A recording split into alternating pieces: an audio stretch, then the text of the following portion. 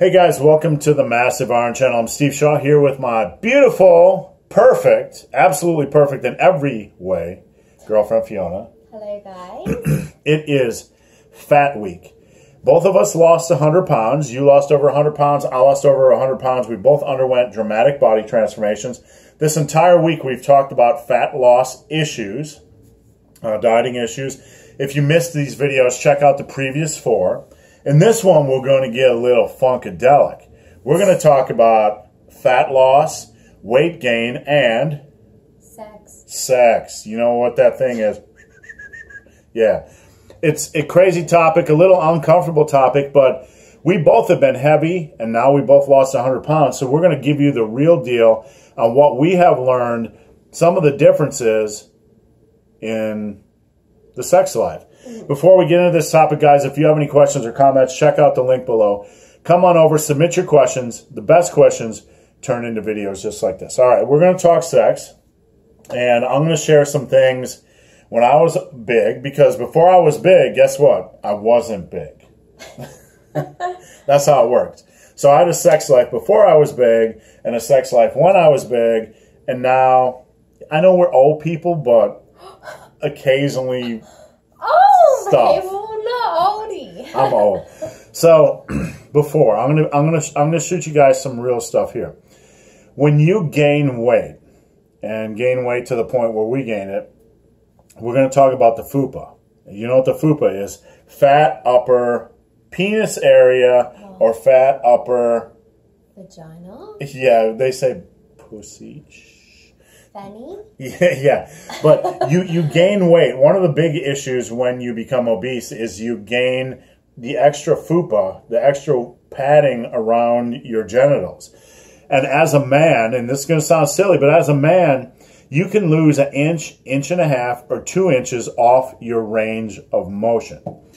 And penis size. That can not only impact how pleasurable it is for both of you, because you can't hit certain special areas, but it also can mess with your head, because when you look in the mirror and you have an erection, you just see all that padding around there and it looks a lot smaller. So I was there as a guy. I'm like, damn, where'd my stuff go? It's a lot smaller than it was before. So as a woman, when you gain weight, was that an issue for you? I mean, I know it's an uncomfortable topic. I never really thought about that, but I have.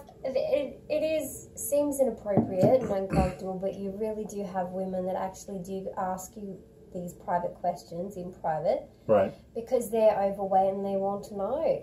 But as a woman, women have this issue of their body image because men are so visual. You expect to look like a perfect supermodel naked. So therefore, if you're overweight or have bumps and lumps or anything, you don't want a man touching you or seeing you naked because you're embarrassed, you're ashamed of what you look like. So therefore, you would rather just not have sex at all. Now, when you get 2 larger adults and they have the padding around their genitals and belly, like you combine that, it's like a perfect disaster. It's a formula for a perfect disaster. The male loses range of motion. The female has extra padding, loses range of motion. And let's be honest. It sucks. It sucks. You can't get any quality. Go and masturbate to yourself. Realistically, that would feel better than trying to have sex as an obese person. That's a major issue. Plus, one of the issues is when you have that weight down there, and I'm going to talk about oral sex. When you're really large and you have that extra padding down there, you really don't want your partner down there around all that padding. Your partner might be doing some stuff, but all you can think about is the fupa. Am I right? True. You're embarrassed. Right. Yeah. And I mean, even when you shave, it's just like you can't hide it anymore, you know. And you should shave, by the way, no matter who you are. But I mean, no one needs hair anywhere down there. It's not required. Yeah, so another issue with being overweight, being obese, and sex is endurance. When I was a large, I could barely walk to the mailbox without getting winded. And I certainly couldn't have a decent sex life without getting winded. You know, now things are completely different. There's no endurance issues, which is a confidence thing. I mean, you can do whatever you want, and you don't feel like, I'm going to, oh my God, I might have a coronary if I get after it. You know what I'm saying? Because sometimes, you know, as adults, you know, there's some slow, lovey-dovey moments where you're like, boom, chicka, wah. And then there's some times where you're like, you know. I don't know what I'm allowed sometimes to you're a say. sprinter and sometimes you're a speed walker. You know what I'm saying? Sometimes you just need it. Yeah, for a long period of time. Let's be real here. Sometimes getting after it for men and women is a good thing, right? I mean, let's not be shy about it.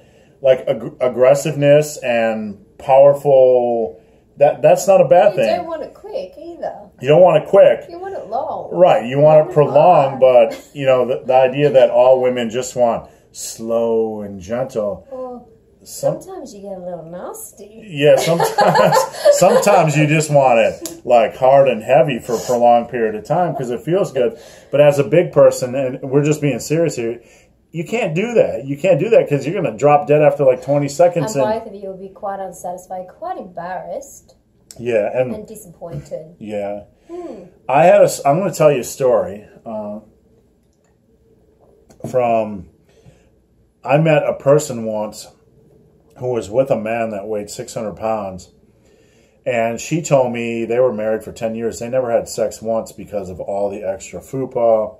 And there was so much additional body fat down there that she couldn't even really do anything, even orally. So we talked about endurance. We talked about the fupa. We talked about the mental issues with sex.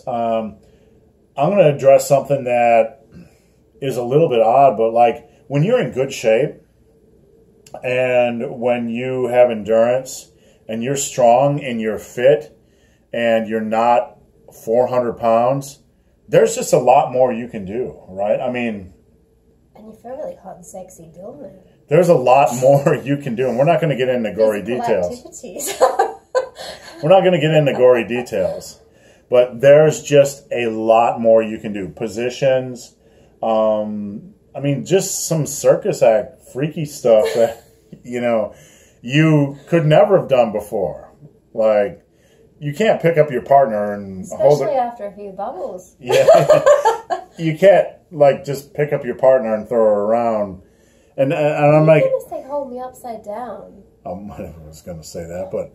I mean, I'm not trying to put down, you know, we're not trying to make light of overweight people because we both were overweight. Again, we both lost 100 pounds. But when you're 250, I'm 350 pounds, we're not spinning each other around like, what are the... We're like grandma and grandpa trying to have sex on a Sunday night. Yeah, we're not, you know, when you're really big, there's a limited amount of things you can do.